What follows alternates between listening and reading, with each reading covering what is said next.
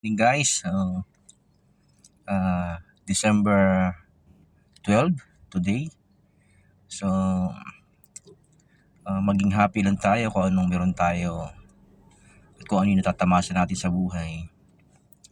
So, maiksi lang ang buhay natin. So, maging masaya tayo. Sa loob ng 3 buwan na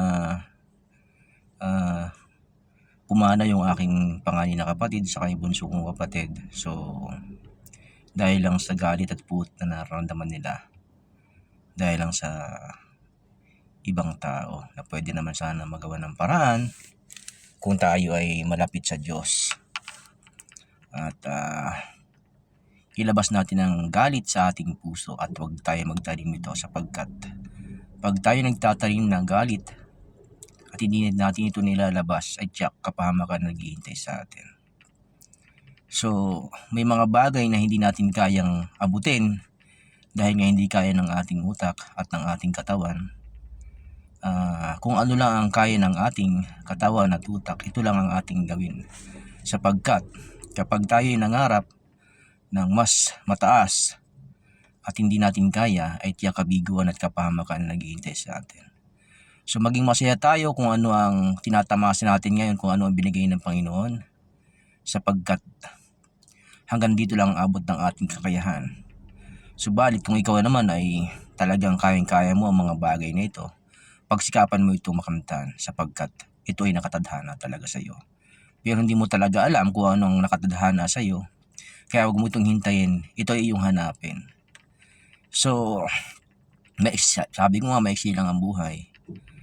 So, mabuhay tayo sa isang bagay na makapagpapasaya sa iyo at sa mga tao sa paligid mo. So, huwag mong intindihin ang iba, sapagkat panglalait lang ang kanilang idudulot sa iyo. So, mag-focus ka lang sa buhay mo at hindi sa buhay ng iba. So, kung ano ang tama at alam mo ito ay tama at ito ay naaayon sa 10 utos ng Diyos at hindi ka nakakalimot dito, ikaw ay hindi pababayaan ng ating Panginoon. So guys, maiksi lang buhay, maging masaya tayo kung ano ang nasa atin ngayon at nasa ating harapan, at kung sino ang mga taong nasa paligid natin na nagmamahal sa atin, doon tayo mag-focus. Huwag tayo mag-focus sa mga taong hindi naman tayo pinapahalagahan. So guys, meron na isang kakilala na malayo na talaga ang narating niya, sapagkat nakarating na ito ng ibang bansa at siya ay edukado rin. Subalit, kabaliktaran ng kanyang pag-uugali, sapagkat ikaw ay nagdadalamhati at imbis na ikaw ay tulungan, ikaw ay lalo pang ibinababa.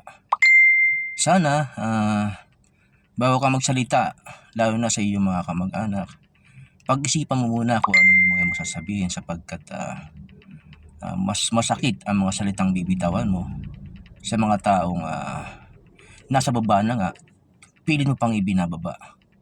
Sana kung tutulong tayo, ito ay bukal sa ating kalooban at hindi labas sa ilong. At huwag nating isumbat kung ano man ang itulong sa atin, sapagkat ako ay marunong tumano ng utang na loob at ina-appreciate ko ang mga taong tumutulong sa akin at sa aking mga kamag-anak. So, sana kung tayo naman ang higit na nakakaunawa doon sa mga taong alam naman nating walang kakayahang iangat ng kanilang sarili, ay huwag na tayo magsalita. Alam naman natin hindi natin sila kayang tulungan lahat. Kung ano lang ang kaya natin, yun ang gawin natin. So guys, maiksi lang ang buhay. Mabuhay tayo ng payapa at walang kaaway.